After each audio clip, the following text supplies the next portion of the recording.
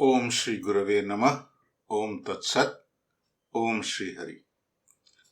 आध्यात्मिक प्रश्नावली की आज की कड़ी में आप सबका स्वागत है।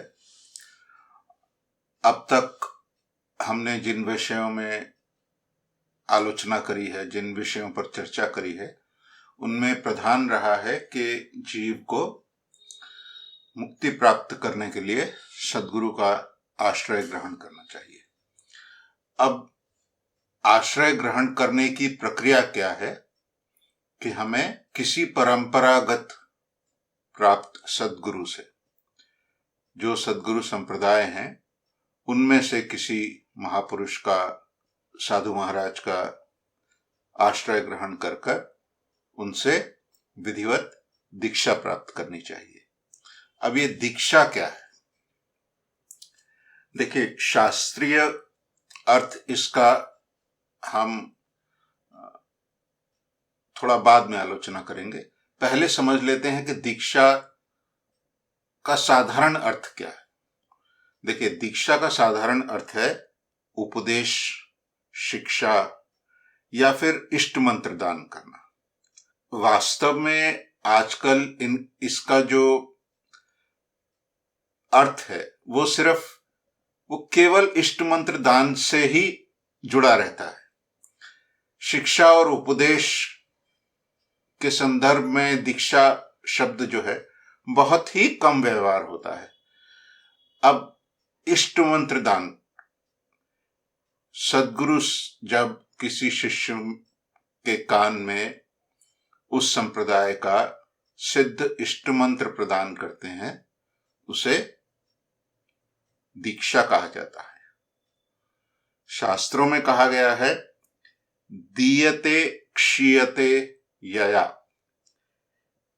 या जिसे कहना चाहिए जिसके द्वारा दान किया जाता है और जिसके द्वारा क्षीण होता है। क्या दान किया जाता है? आध्यात्मिक ज्ञान दान किया जाता है। और क्या क्षीण होता है? जीव का कर्मफल क्षीण होता है। देखिए, मुक्ति प्राप्त करने के लिए यह बहुत आवश्यक है कि कोई भी जीव अपना जो प्रारब्ध कर्म है उसे संपूर्ण रूप से भोग कर कर उसे शेष करे। जो बहुत ही भाग्यवान जीव होते हैं, जिनका आधार बहुत उच्च स्तर का होता है, वे इस देह के रहते रहते मुक्त हो जाते हैं। उन्हें जीवन मुक्त कहा जाता है। लेकिन जीवन मुक्त होने पर भी क्योंकि उनका प्रारब्ध अभी भोग होना बाकी है, अवशिष्ट है, तो उसे भोग करने के लिए वे पृथ्वी पर देह धारण करे रहते हैं। उनका अपना कोई प्रयोजन नहीं होता देह धारण करने का। ऐसे महान आत्माओं के विषय में मेरे संप्रदाय के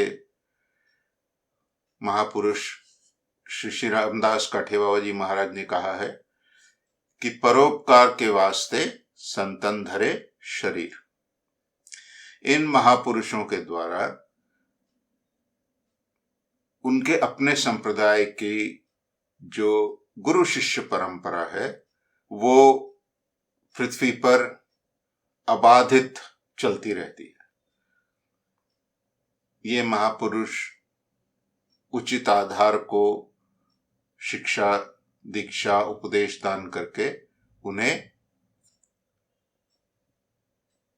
दिव्य ज्ञान, आध्यात्मिक ज्ञान, आत्मज्ञान प्राप्त करवाते हैं। लेकिन दिव्य ज्ञान, आध्यात्मिक ज्ञान प्राप्त करने के लिए प्रथम सोपान, पहली सीढ़ी जो है वो है सद्गुरु से दीक्षा ग्रहण करना। बहुतों का ये मानना है कि केवल पाप क्षीण होना जरूरी है, आवश्यक है, लेकिन ऐसी बात नहीं है। पाप और पुण्य दोनों मुक्ति के बाधक बन जाते हैं जब इनका भोग अवशिष्ट रहता है। देखिए, साधारण नियम ये है कि जिसने भगवत दर्शन प्राप्त कर लिया है उसकी देहपात हो जाती है, उसका देह रहता नहीं है, क्योंकि जिस प्रयोजन के लिए जीव ने देह धारण की थी वो प्रयोजन अब पूरा हो चुका है। लेकिन इस कलिकाल में भी जीव को मुक्ति का पथ दिखाने के लिए, उस पर प्रेरणा करने देने के लिए भगवान किसी किसी जीव की देह को इस पृथ्वी पर ही रख देते हैं। इन्हीं महापुरुषों से ही अन्य साधारण जीव दीक्षा प्राप्त कर कर, उनका आश्रय ग्रहण कर कर मुक्ति के मार्ग पर अग्रसर होते हैं। मेरा संप्रदाय वैष्णव संप्रदाय है, निम्बार्क संप्रदाय, और निम्बार्क संप्रदाय में हमें मुक्ति के रूप में वैष्णव धाम की प्राप्ति होती है। देखिए, शास्त्र कहता है कि जिसने दीक्षा ग्रहण नहीं करी है उसका जप तप समस्त क्रियाएं निष्फल हो जाती है। आप मंत्र किताब से पढ़कर, किसी से अनायास ही सुनकर उसको जप कर सकते हैं। मंत्र सब किताबों में रहते हैं, ओम नमो भगवते वासुदेवाय, ओम नमः शिवाय, ये मंत्र सभी जानते हैं। मृत्युंजय महामंत्र सभी जानते हैं, गायत्री मंत्र सभी जानते हैं। पहली बात तो यह कि हर मंत्र मुक्ति प्रदान नहीं करता। कलिकाल में गायत्री मंत्र के जप से मुक्ति प्राप्त नहीं होती। मुक्ति प्राप्त होती है जब कोई भी जीव विधिवत सद्गुरु का आश्रय ग्रहण कर कर उनसे दीक्षा ग्रहण करता है। अब दीक्षा के माध्यम से गुरु जो है शिष्य को इष्ट मंत्र देते हैं। जब शिष्य के कान में इष्ट मंत्र पड़ जाता है तब उसकी स्वयं की स्वाधीनता समाप्त हो जाती है। तब वह भगवान की प्रेरणा से, गुरु जी की इच्छा से अपने कर्मों को, अपनी साधना को पूर्ण करता है। मेरे संप्रदाय में नाम मंत्र देने की भी विधि है, क्योंकि दीक्षा के नियम थोड़े से कठिन होते हैं। ये 12 अंगों पर गोपी चंदन का तिलक करना पड़ता है, गले में कंठी पहननी पड़ती है, तुलसी की माला पे जप करना पड़ता है। आहार का नियम आ जाता है, प्याज, लहसुन, मांस, मध और अंडा दीक्षा के बाद निषिद्ध हो जाता है। और बहुत से जीव भगवान का नाम लेना चाहते हैं, लेकिन ये सब नियम मानने में उनको थोड़ा सा संकोच होता है। मन में कई प्रकार की बाधाएं आती हैं। समाज क्या कहेगा, लोग क्या कहेंगे, परिवार क्या कहेगा, दोस्त क्या कहेंगे, ये सब चिंताएं आती हैं। मान पाऊंगा, नहीं मान पाऊंगा, ये सब असमंजस रहते हैं, ये सब विचार रहते हैं उसके मन में। ऐसे जीव के लिए हमारे संप्रदाय में नाम मंत्र की विधि है। नाम मंत्र भी भगवान का ही नाम है, इष्ट देवता भी वही है, लेकिन नाम मंत्र ग्रहण करने के बाद केवल एक ही नियम रहता है कि गुरुजी की इच्छा व उनके उपदेश अनुसार 2 समय, सुबह और शाम, आसन पर स्थिर रूप से बैठकर नियमित संख्या में उस मंत्र का जप करना होता है। उसमें आहार की कोई बाधा नहीं है, आप जैसा आहार करते हैं वैसा ही करते रहिए। उसमें तिलक नहीं करना पड़ता, उसमें कंठी नहीं पहननी पड़ती, उसमें और कोई नियम नहीं है। केवल 2 वक्त, सुबह और शाम, एक आसन पर स्थिर रूप, एक शुद्ध आसन पर स्थिर रूप सर पर विराजमान होकर गुरु का दिया हुआ मंत्र जो है वो जप करे। नाम मंत्र स्वयं बहुत शक्तिशाली है, लेकिन नाम मंत्र ग्रहण करने से मुक्ति प्राप्त नहीं होती। ये कुछ ऐसा है जैसे मान लीजिए आपको पीएचडी करनी है तो आपको स्कूल में 12 साल, कॉलेज में ग्रेजुएशन के 3 साल, उसके बाद पोस्ट ग्रेजुएशन में 2 साल, ये सब करना पड़ेगा। उसके बाद एक परीक्षा होती है, उसे क्लियर करना पड़ेगा, फिर इंटरव्यू होते हैं, उन्हें क्लियर करना पड़ेगा, फिर आप पीएचडी के उपयुक्त बनते हो। अभी पीएचडी हुई नहीं है, एंटर किया है आपने उस प्रोग्राम में, उसके बाद 5 साल में आप अपनी पीएचडी पूरी करोगे, या 3 साल में, 4 साल में, जहां पे जैसा नियम है। तो पीएचडी में एंट्रेंस लेने के लिए जो प्रस्तुति है उसमें ही 20 साल जीव के चले जाते हैं, और उसके बाद पीएचडी में जो मेहनत है, उसमें जो परिश्रम है वो अलग है। तो वो जो पीएचडी के लिए उपयुक्त होने की जो प्रस्तुति है वो नाम मंत्र है। यानी दीक्षा के लिए, मुक्ति प्राप्त करने के लिए जो प्रस्तुति है वो नाम मंत्र के द्वारा होती है। जब जीव के मन की बाधाएं दूर हो जाती हैं, ये सब बाधाएं मानसिक होती हैं, विशेष करके कुछ कुछ शारीरिक हो सकती हैं, जैसे आहार के विषय में लोभ होना, या मद पीने की, मद्यपान करने की आसक्ति होना, उसका अभ्यास होना। लेकिन ये भी विशेष करके आंशिक रूप से ये भी मानसिक ही है।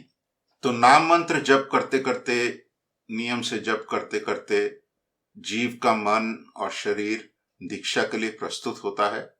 तब उपयुक्त समय पर गुरुदेव उसको दीक्षा मंत्र प्रदान करते हैं। शास्त्र कहता है कि जिसे सद्गुरु से दीक्षा प्राप्त हो गई है उसे ब्रह्मा जी जीवन मुक्त मानते हैं। यानी ये जीव मुक्त हो गया है, वो ऐसा मानते हैं। जीव को समझ में आए ना आए, जीव को ये ज्ञान हो ना हो, वो बात की बात है, लेकिन वो जीव जो है मुक्त माना जाता है ब्रह्मा जी के द्वारा। और नाम मंत्र और दीक्षा मंत्र में कुछ अंतर इस प्रकार भी समझिए। देखिए, मान लीजिए आप अपने छोटे से बच्चे को, 5-6 साल का है, मेला दिखाने लेके जा रहे हैं। घर के पास ही है, पैदल का रास्ता है, चल के जाया जा सकता है। बच्चा जो है पिता के साथ या माता के साथ चल रहा है। बच्चे को मेले तक पहुंचने के लिए पिता की आवश्यकता पड़ती है। अब बच्चा 2 तरह से जो है पिता के संग या माता के संग जा सकता है। पहला है कि वो जो है माँ या बाप की उंगली पकड़ ले या हाथ पकड़ ले और फिर चले। लेकिन जो लोग मेले में गए हैं, मेले का जो वातावरण है, जिन्होंने अनुभव किया है, वो जानते हैं कि मेले पर जाने में बहुत सी भीड़ का सामना करना पड़ता है। मेले के अंदर भी बहुत भीड़ होती है। पुराने सिनेमा में तो दिखाया ही जाता था कि भाई कुंभ के मेले में 2 बच्चे हैं, 2 भाई हैं या भाई बहन हैं, वो कुंभ के मेले में बिछड़ गए। एक हवा सा पैदा हो गया था लोगों के मन में कि पता नहीं कुंभ में क्या होता है। खैर, कहने का अर्थ है कि बच्चा माँ या बाप की उंगली पकड़कर जा सकता है, लेकिन बच्चे के हाथ में शक्ति नहीं होती। अगर थोड़ी सी ठेलम ठेली होगी, थोड़ा सा धक्का मुक्की होगी, तो यह संभव है कि बच्चे का हाथ जो है छूट जाए। दूसरा उपाय क्या है? दूसरा उपाय यह है कि अब जो है पिता जो है वो बच्चे का हाथ पकड़ ले। अब पिता के हाथ में जोर है, दम है, शक्ति है। पिता को पुत्र का या पुत्री का ख्याल भी है, वो सावधान भी रहता है। तो उसमें इतनी शक्ति है कि वो अगर पुत्र का या पुत्री का हाथ पकड़ ले, वो छोड़ेगा नहीं, जितनी भी धक्का मुक्की हो। जितनी भी ठेलम ठेली हो वो छोड़ेगा नहीं। बस यही अंतर है नाम और दीक्षा में। नाम मंत्र, मान लो हम भगवान को पकड़कर चल रहे हैं। दीक्षा मंत्र यानी अब भगवान ने हमारा हाथ पकड़ लिया, भगवान छोड़ने वाले नहीं है। इसलिए सद्गुरु से दीक्षा ग्रहण करना यह मुक्ति के मार्ग पर चलने वाले का प्रथम कर्तव्य है। जो यह समझता है कि मैं किताब से पढ़कर ऐसे ही सुन लिया कहीं से मंत्र, जप कर कर मुक्ति प्राप्त कर लूंगा, वो मूर्ख है। भारत के आध्यात्मिक इतिहास में ऐसा कोई साधक नहीं है जिसने गुरु की शरण लिए बिना मुक्ति प्राप्त करी हो। यही भगवान का नियम है। मेरे परदादा गुरुजी श्री श्री 108 स्वामी संतदास काठिया बाबा जी महाराज एक समय गुरु का आश्रय ग्रहण करने के लिए बहुत व्याकुल हो गए थे। सदगुरु का आश्रय ग्रहण करने के लिए बहुत खोजा उन्होंने। कलकत्ता में रहते थे वो।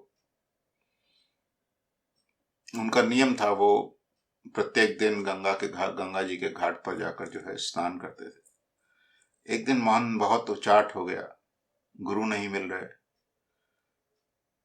वो दोपहर का समय था, वो चल दिए गंगा जी के घाट पर जाने के लिए। गंगा जी के घाट पर पहुंचे तो उन्होंने देखा कि सब सुनसान है, कोई नहीं है। मन में एक बड़ा करुण सा भाव आ गया। उन्होंने गंगा जी से प्रार्थना करते हुए कहा कि हे माँ गंगा, तुम तो जीव के समस्त पाप धोने वाली हो।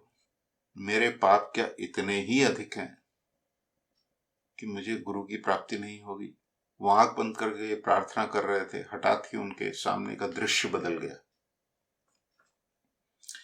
अब उनके सामने कलकत्ता का गंगा जी का घाट नहीं था, उनके सामने था गंगोत्री और गोमुख, और पहाड़ की उन पर विराजमान हर पार्वती। भगवान शिव ने मेरे परदादा गुरुजी के कान में एक एकाक्षरी मंत्र दिया और कहा, तुम इसका जाप करो, तुम्हें सद्गुरु की प्राप्ति होगी। इसके बाद वे अंतर्ध्यान हो गए और उनके सामने वही पूर्ववत गंगा जी का घाट। वे लौट आए, वही मंत्र जाप करते रहे। फिर कालक्रम से उनकी भेंट उनके गुरुजी श्री श्री 108 स्वामी रामदास काठिया बाबा जी महाराज से हुई।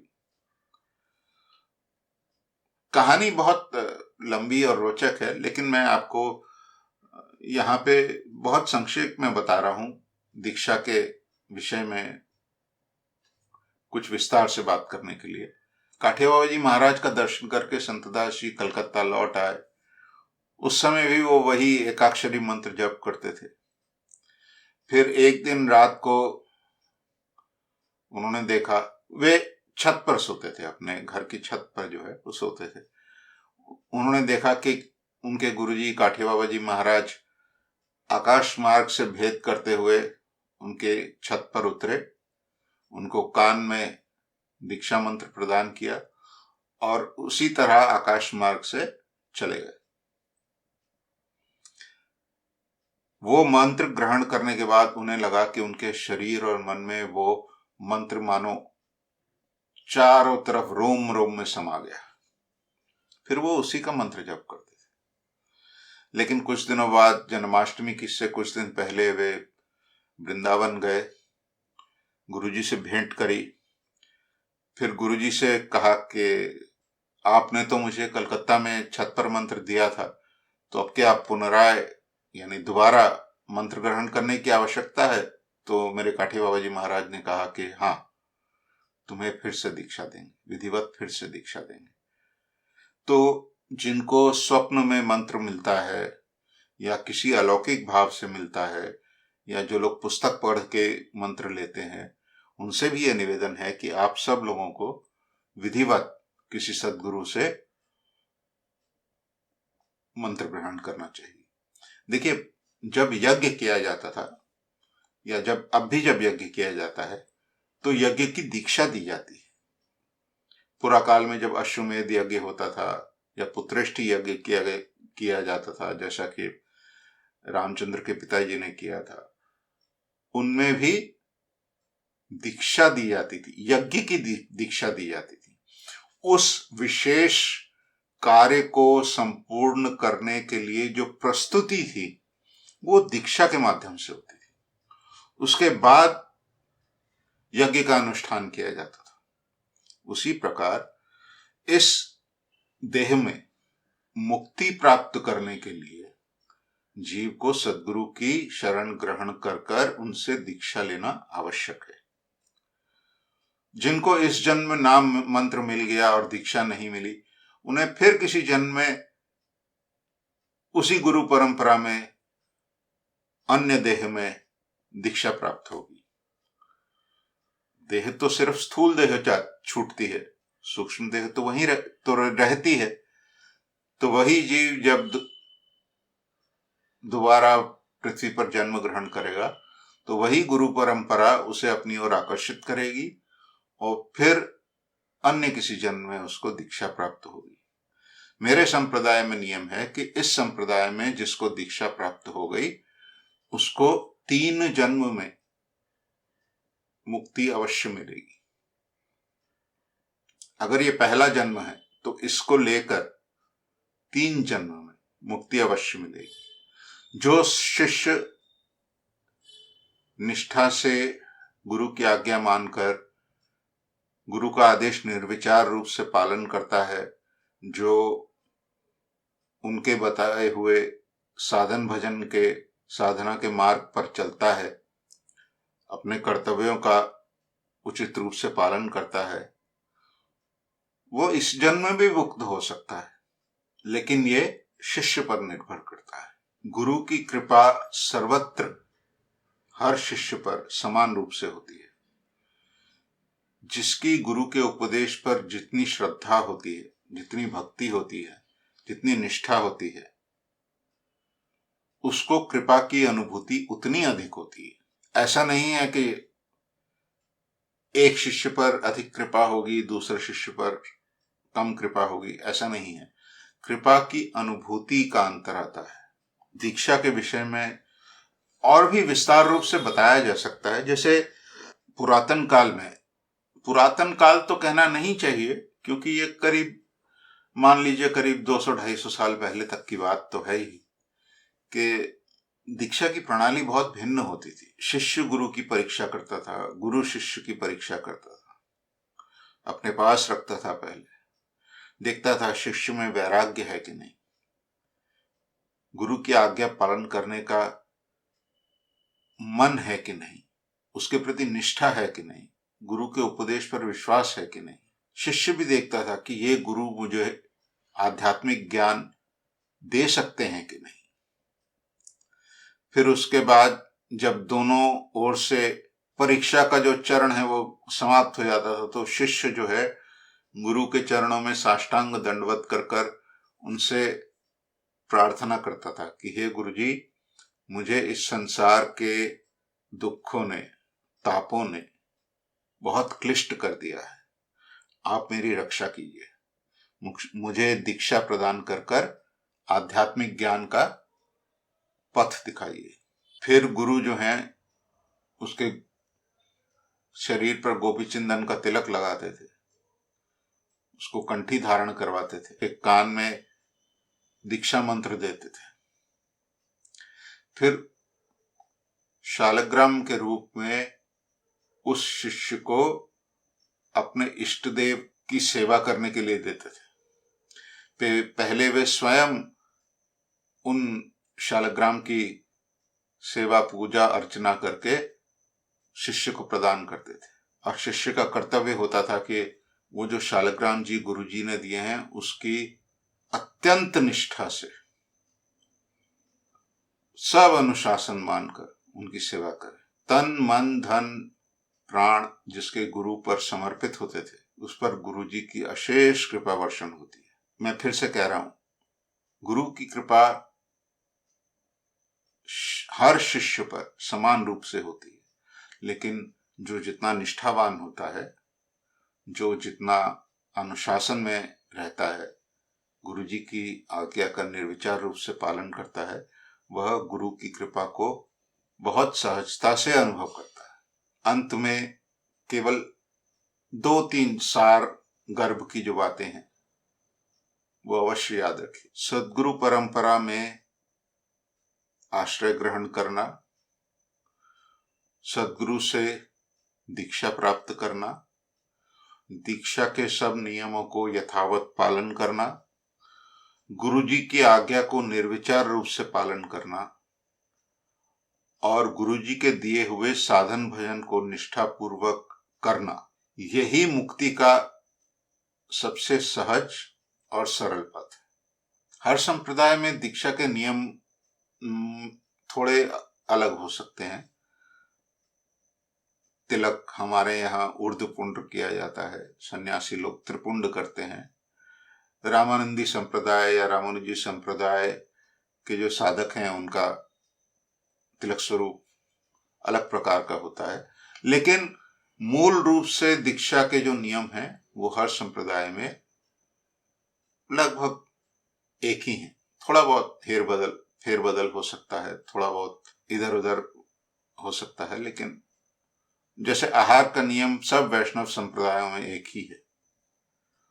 अब स्थान काल के अनुसार कुछ नियमों में थोड़ा सा फेरबदल हो सकता है, लेकिन मूल रूप से नियम एक ही है। इसलिए देखिए, ये सब जो बातें मैं कर रहा हूं ये उनके लिए ही हैं जो भगवान के पथ पर चलना चाहते हैं, मुक्ति प्राप्त करने के लिए चेष्टा करना चाहते हैं। जो लोग या जो साधक दीक्षा प्राप्त कर चुके हैं उनसे यही निवेदन है कि आप अपने रास्ते पर निष्ठापूर्वक चलते रहिए। गुरु जी की कृपा से सब ठीक हो ही जाएगा। गुरु जी नैया पार लगा ही देंगे। उनकी शरण में बने रहिए, उन पर निष्ठा रखिए, भगवान पर श्रद्धा भक्ति विश्वास अटूट रखिए। सुख और दुख आएंगे और जैसे आएंगे वैसे चले भी जाएंगे, लेकिन सुख और दुख और मंगल कल्याण जिसे हम कहते हैं एक नहीं है। सुख से भी कल्याण होता है और अकल्याण भी होता है। सुख से आसक्ति आ सकती है विषयों के प्रति, और दुख से भी कल्याण होता है, क्योंकि दुख से हमारा प्रारब्ध भोग जो है वो क्षीण होता है। हम लोग दुख में अधिक शिक्षा प्राप्त करते हैं, सुख में नहीं करते, लेकिन वो एक अलग विषय है। आज जो दीक्षा के बारे में कहा केवल आज यहीं समाप्त करते हैं, फिर हम अगली बार एक एक करके तिलक, कंठी, इन सब का क्या महत्व है, मंत्र इसका क्या महत्व है, मंत्र साधना कैसे की जाती है, इन सब विषयों पर विचार करेंगे। आज यहीं समाप्त करते हैं। ओम श्री गुरवे नमः। ओम तत्सत। ओम श्री हरि।